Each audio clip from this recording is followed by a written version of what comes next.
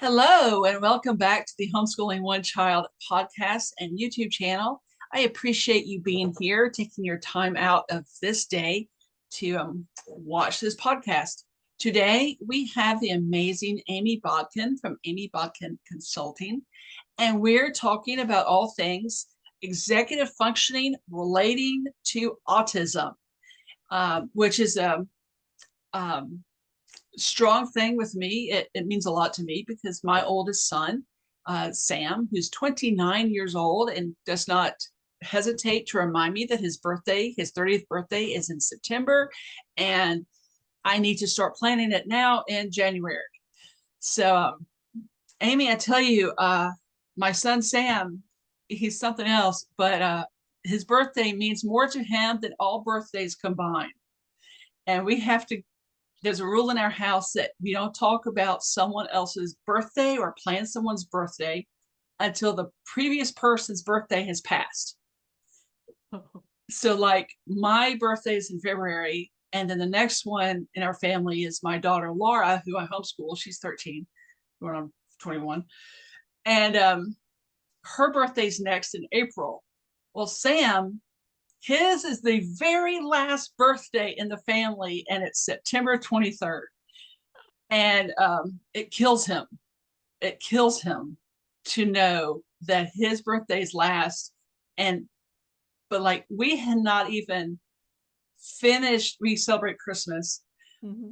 And we had not even picked up the Christmas wrapping paper off the floor. And he was telling me, okay, for my 30th birthday, this is what I want. I'm like, dude, bad timing. Not yet. Not yet. It hasn't passed yet. Yes. But Amy, executive functioning, what is it? Okay, so executive functioning is those skills that we develop that help us to do the things we want to do. So love that. Yeah, and it can be a lot of different things, and it's a lot of different things coming together. So it's impulse control because, in order to be able to do what we want to do, we have to have some form of impulse control. It is being able to organize our thoughts. If we can't organize our thoughts, what we want to do, then we can't do what we want to do. So it's all of those tiny skills that come together to help you to be able to do what you want to do. Metacognition is my favorite one. There's about 12 that appear on a lot of the executive functioning quizzes out there. Mm-hmm. My favorite is metacognition because that's the one that I'm the best at. What is that? Metacognition is where you see patterns in the information that you're taking in from the world, and you use that information to help you, problem solve, to get things accomplished that you want to accomplish. I'm really good at patterns. Most of my scores on executive functioning are in the toilet, but metacognition is a really good one for me. And then organization's another good one. I'm not always organized. I have very specific ways I can organize well. Yes. Other that I do really well that's escaping me at the moment. But there's about 12 different ones at least. Okay. There's really probably more than that, but there's 12 that we talk about a lot. Right. But all of those skills, and this is what throws people off the most. So executive functioning skills are the last to develop in the brain. Oh. Yeah, which is kind of difficult because we've been living here for a while. And things we want to do, and as kids, and even as young adults, and as even older adults, we have things we want to do and accomplish. Mm-hmm. But executive functioning skills are the last to develop because you need all of these other brain things hooked up. Right. And if you don't have all those other brain things hooked up, then they're not going to develop because you have to coordinate across different areas of the brain. It's not like, oh, okay, well, your speech center's developed, so we're good now. It's all over the place because it's organized everything from everywhere. Right. So because of that, it ends up being the last to develop, which frustrates parents to no end because why can my child tell me what they want to do and, all this stuff, but they can't actually get it done? Right. And that's why. Well, is it possible that if it's the last thing to develop in utero, Mhm. Well, not even in utero, not inside. even in utero, really? Yeah. Yes. So, like, I read something that someone is not, your brain finishes developing at Hmm. like age 25. That's probably about right. We used to say 21, but I'd say most of the time it's closer to 25. And I think, isn't it like girls progress faster than boys? They do in some areas. Right. And then in some areas, you'll see boys progress a little bit faster. Um, there are definitely some gender differences as Hmm. far as development goes, because the impact of hormones on the body developing have Yes. an impact on that. There's an entire book about, I think it's called Pink Brain, Blue Brain, and it's written by a neurologist. Um, Uh, and it's a fantastic book. I'm reading it with my kids this year because I'm like, you guys need to learn about psychology. This will be fun. yes, absolutely. But 'Cause- it does have an impact, but it doesn't have quite as large of an impact as we sometimes like to think. I mean, Mhm. that varies more from person to person because, Right. and your life experiences, your genetics, all of those kinds of things are going to have an impact on Yes. how your skills develop. Right. So, Because I yeah, know yeah.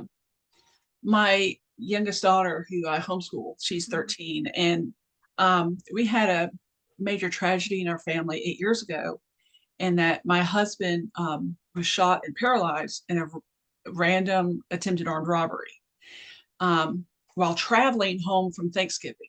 So, and my son Jacob, who's second oldest, and Laura, who's the youngest, they were 18, no, 17 and 5 at the time. And they 18 and 5, but they witnessed the immediate aftermath of the shooting. Oh, So, and it was at a rest stop. So we were traveling. It was in the bathroom, men's bathroom of rest stop. So, oh, but at that point, and we've had counselors and all, doctors have yeah. looked at Laura and have determined that she has a definite short-term memory issue relating to that trauma. Yes. So and that has affected executive functioning. Oh, yeah, absolutely. Absolutely. Trauma has a huge impact on executive functioning, um, Yes.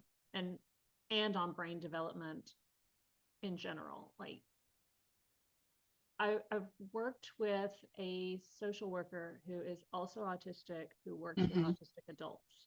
And one of the things that he has said is that he has only met maybe one autistic adult who did not have trauma induced behavior. Right. And pretty Yes. much we all do, because trauma trauma is not what happens to you, it's your perception of what happens to you. Yes. Yeah. Yes. And so anyone, pretty much we all experience trauma. I often tell people, I'm like, Right. I get mean, out of this world and without trauma, it's come back and tell us how you did it. We all want to know. right. And it's different. Trauma can be different for other people. I mean, for Right. everyone. Like Right. you It can can have be a pink medical bunny rabbit. induced trauma. You can have anything. Yes. And it can be a pink unicorn or a pink bunny rabbit. And that can be Right. traumatic to you because of how you perceive it. Yes. So that makes it definitely difficult. And I mean, it's very difficult to avoid trauma, especially, well, one, there's just the freak accidents in life that happen. Right. Um, and then there's also developmental differences that cause your perceptions to be different from other people, which Hmm. then causes you to experience life in ways that were not intended by Yes. parents or whoever's in charge. Right. Right. And those can all have an impact on executive functioning skills developing. And depending on what happens, like theoretically, if everything's developing the way that it should, theoretically, Right. then you should develop your executive functioning skills at least by the time you're 25. Hmm. Hopefully, you will start developing more and more of them at an earlier age, but at least by 25, we should have pretty much everything online by that point. Right. And then there's those of us where it doesn't go according to plan. Yes. It would be me for sure. Yep. Me too. Yeah, when you take those executive functioning quizzes, and I've got one that I often give out. It's part of I have a packet called Planning, Organizing, and Documenting Your Homeschool the Neurodivergent Way. Yes. And so a link in that packet takes you to a special executive functioning quiz that I like to use. They did some research on it, so I feel like it's pretty trustworthy. Nice. But when I take that quiz, I have 3 out of 12. Wow. Yeah. And I'm in my 40s now, so I don't think I'm developing anymore. I mean, stranger things have happened, but I kind of doubt it. At a certain age, you kind of just stop. Yeah. I feel like we're beginning to maybe de-evolve or wear out. Right. The check engine light is on now. So this is not the point that I'm developing new skills. Right. I love that. Yeah. So you have to learn to make the most of what you've got, because to a point when we're younger, there's things we can do to try and encourage that development, but also there's a limit to what we can do. We cannot keep our kids in an isolated environment where they are not exposed to any of the traumas of this world. Right. We can't. No, it's not. And it wouldn't be good for them anyways, because just like the muscles placing stress on your bones causes them to grow, stress from life helps us to develop too. You don't want too much stress. You get too much stress from muscles on your bones, you get stress fractures. Yes. But there's just a limit to what we can avoid. And also with development, when we have developmental differences, there are some things we cannot compensate for. And if my brain doesn't wire up right when I'm born, which it did not, right, then there's a limit to what we can expect as far as how that would progress compared to somebody whose brain wires up the way that we would expect it to. So and it's not necessarily bad. And I feel like that's important to point out, because I would not be very good at metacognition if I didn't have my brain develop the way that it did. Right. And, I often like to tell people that I see people as a gift. And each person is a gift to this world. Yes. And I wouldn't want all my presents to be the same. Right. Well, I don't want all the people in it to be the same. And some of them can really irritate me sometimes. Yes. Yes. But we all have different strengths and weaknesses to build each other up. Exactly.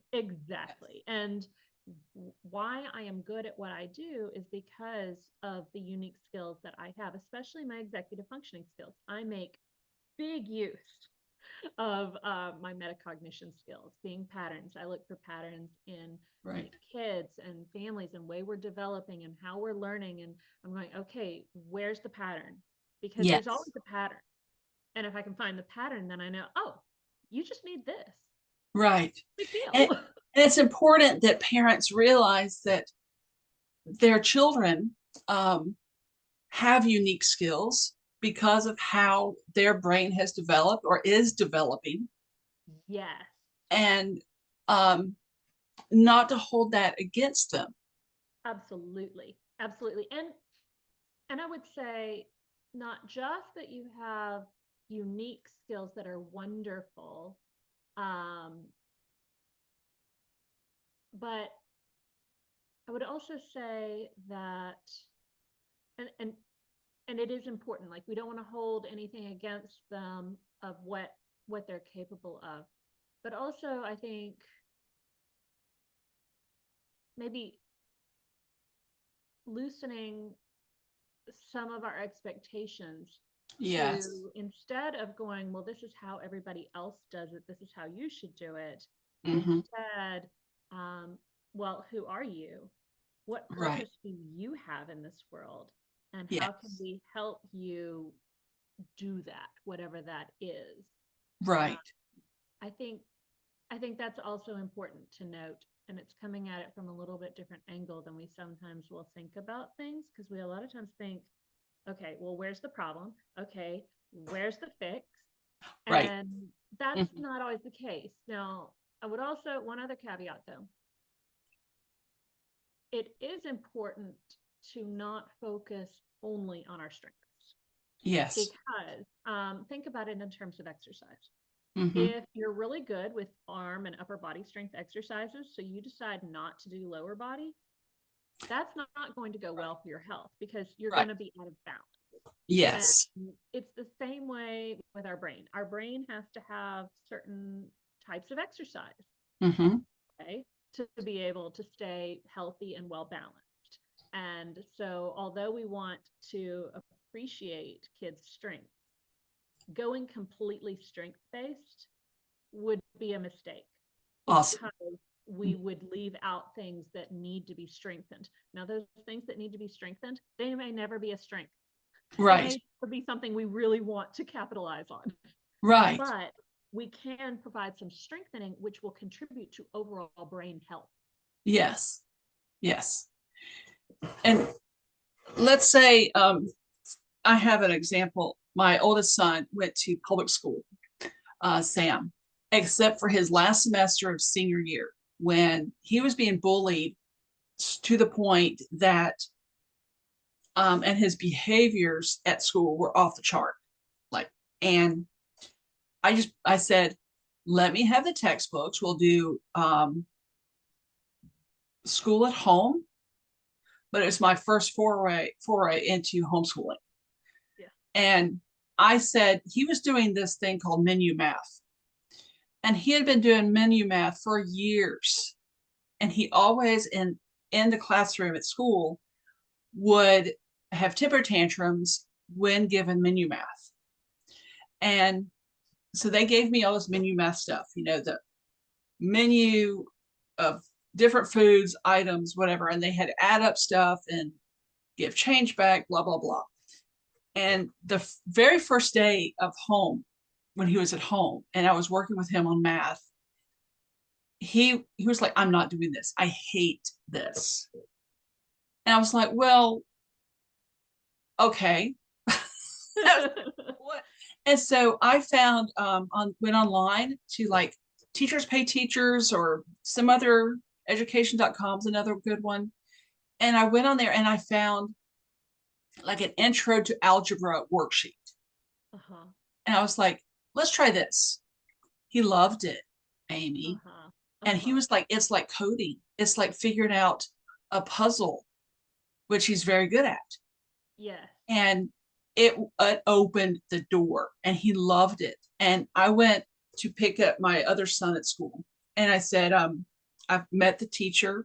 I saw her in the car line, out there. And I said, hey, can I get an Algebra 1 book? Nice. And she was like, well, for Sam? And I was like, yes. She said, no, he needs to do menu math. I said, no, he doesn't. No, he is bored. That's why he's been having behavior issues with math. He is bored out of his mind and he would like a challenge. Yeah. Yeah. And Sure. so reluctantly, I got them to give me an Algebra 1 book and I just started on it. And to tell you that he thrived with that Algebra 1 book is an understatement. He loved it. Yeah. And I think sometimes with our kids who have autism and other kids too, it's that, true. My mother used to say, Amy is just like any other kid, just more so.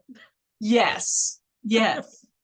But with our kids with who are neurodivergent, I had a tongue-tied thing. New words.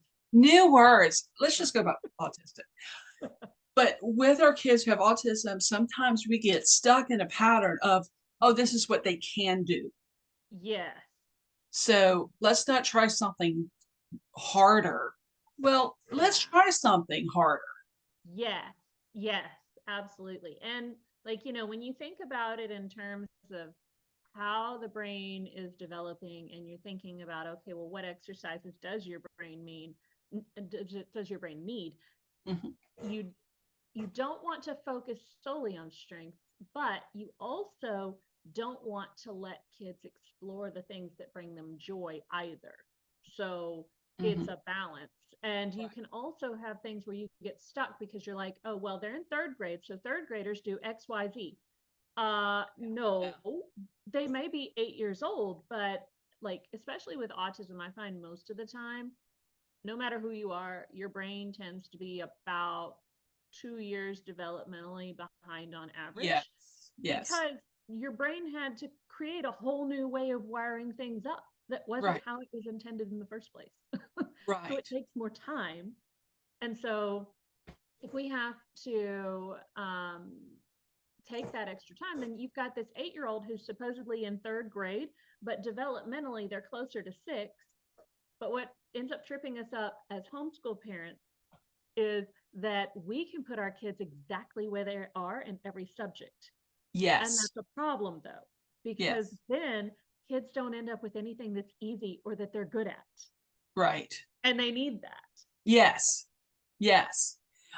My daughter, it's funny to the point of like hilarious, because whenever we're out in public, she's inevitably someone asks her, well, what grade are you in?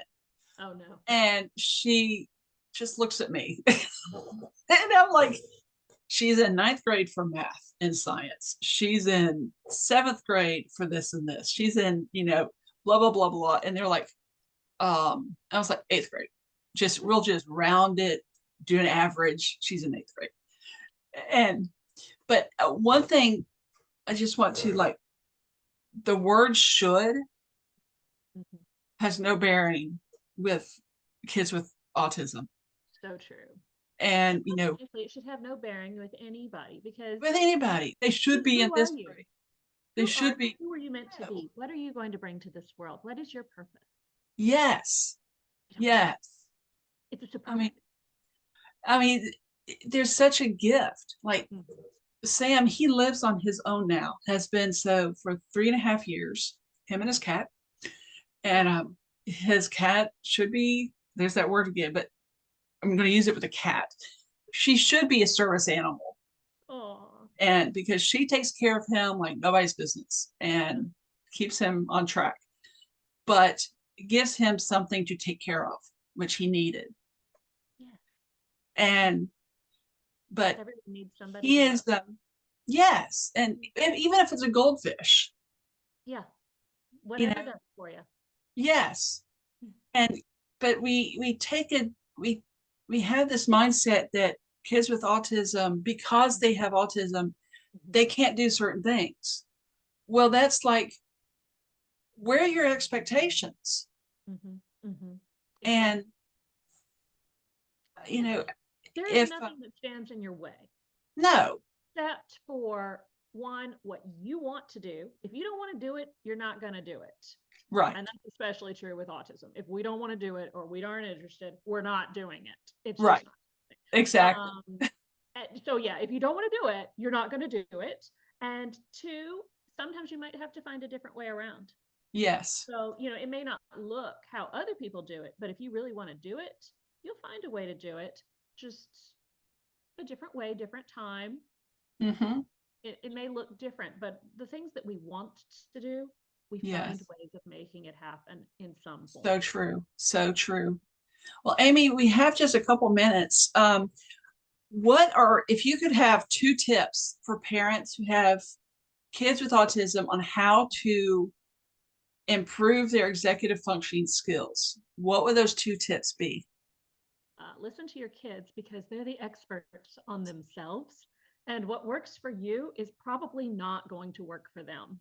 Yes. Even within our own house with multiple autistics, I find that what works for one does not work for the other. Even simple things like cleaning your room. We have dramatically different ways of doing that. Yes. Because what skills we each individually have. So definitely listen to your kids. What's that phrase? If you've seen one person with autism, you've seen one person with autism. So true. So true. Yes. Like, if the brain's going to wire up differently, it's going to be unique for each person. Yes. and it's going to Yes. produce dramatically different results. The other thing I would say is that I would try to make sure that your kids get a well-balanced education. So Yes. focus less on the grade expectations Mm-hmm. and more, have we fed your mind today? Like, did we give you something to think Yes. about? Did we give you something to do? Are we continuing to exercise? Like, help them be the best whole person they can be. Amen. Yes. Like those are Absolutely. pretty simple. Like, you can't screw those up, you know? Help them be the best whole person that they can be. Yes. And what was the other one I said? Um, help them be the best whole person that they can be, and then also to know that they will develop what they want to be able to do.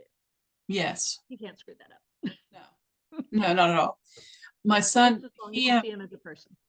exactly. He loves to learn about old things like antiques, etc. And it's awesomely fun to go antiquing with him because he can tell the antique store owner about the antiques that the guy's selling. That's awesome. And he has a gift for that. And he knows, but he loves to study about Thomas Edison and Westinghouse and all these long dead people who invented things. Yeah. And he told me several months ago, he said, you know, I have learned more being out of school, out of high school. He's been out of high school this year, be 10 years in June. He said, I have learned more being out of school because I learned about things I wanted to learn about. This is so important. It's like when he said this, it was like, what? Mm-hmm. But he said, if I could have learned about topics that I was interested in school, all the other things would have come. Like he said, if I could have read about Thomas Edison in school, I would have increased my reading. Yeah. Because it was something I was interested in. It's building that relationship with learning. Yes. Instead of killing the desire to learn. So true. I mean, and if we could just listen to our kids, Mm-hmm. Huge. it would be huge. Mm-hmm. Absolutely. Yeah. And my daughter wants to do her own YouTube channel. And I'm like, well, that's fine, but you're going to learn how to do it Sure. right, and safely. Mm-hmm. Mm-hmm. But yes, absolutely, you can do that. Yeah.